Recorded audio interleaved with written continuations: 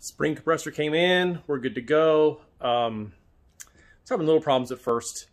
I ended up having to put the preload all the way up. I just could not get the spring compressors to compress the tender spring enough. They kept sliding on me, so I just ended up pushing the preload all the way up, pushing the spring compressors down, was able to get it. Here are the spring compressors. They are the Tusk brand, says it somewhere. Yeah, there it goes. They were pretty good. What the problem was I was having is I'd put them on each side, and then as they get tighter and tighter and tighter, they would walk. Even trying to press them down, they just kept snapping together. So I got them down as much as I can to where they were stable, and then just put the preload all the way back up, and now they're working. So I got the preload set back to 2 inches, crossover at 8 inches from the bridge, and everything is back together. Sorry I could not get it filmed, but I'm trying to do it by myself, so it's a little tricky, so I can't hold a camera. But if you use these Tusk spring compressors, it can be done. You just gotta move this all the way up. Do the Tusk spring compressors about 1 inch or so, and then you're able to slide everything in down there. So the fronts are pain.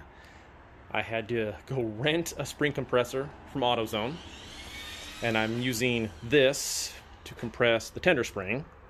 I can't do this because there's no way to get this in with this plate here.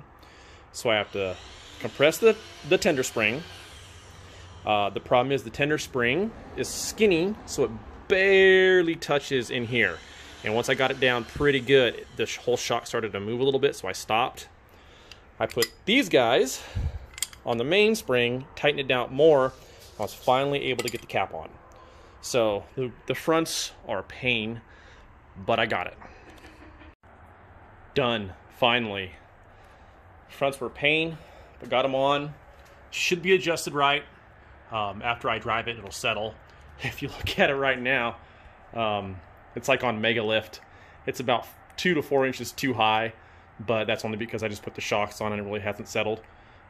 Once I drive it, like I said, it should drop down a couple of inches. I will measure to see if I need to adjust the preload for ride height.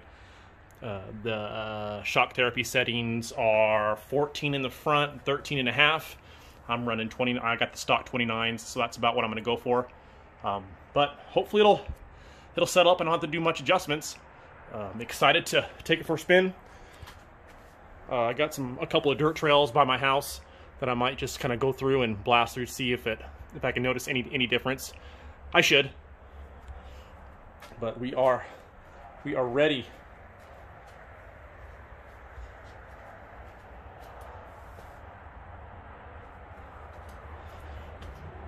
The back I don't think is going to drop too much, maybe about 1 inch or 2. I haven't measured yet, but it's got a little bit of a lean to it. More to come.